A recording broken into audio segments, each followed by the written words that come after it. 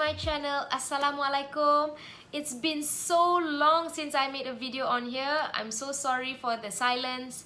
A lot has been happening in my life. I recently started working for a food distribution company.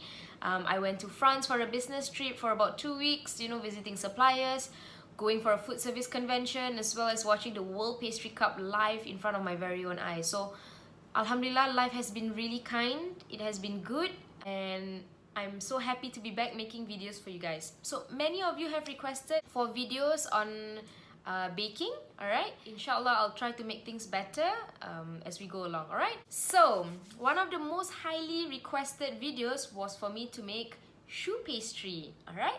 So choux pastry is something that is a basic fundamental baking technique that all of us learn while we're in pastry school. So what is choux pastry? Choux pastry is the basic dough that is made of butter, flour, water, eggs, and a bit of salt and a bit of sugar sometimes, that you can use to make cream puffs, eclairs, swans, churros, and a few other things, alright? So it's a very versatile dough. It can be sweet or savory. Really simple to make with the ingredients that you have on hand at home. And as usual, this recipe does not need a mixer if you don't have one. You can use a spatula to mix it, no problem. You don't really need a mixer for this. So if you're just starting out baking, you want to learn how to do a very simple dessert without any complicated machinery, this is the recipe for you.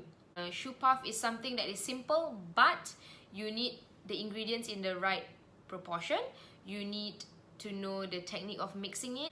And the most important skill in choux pastry is actually the baking technique. A combination of all these three will ensure that you have a choux pastry that is light, hollow, soft on the inside, and crispy on the outside. Super, super important in making your choux pastry really good.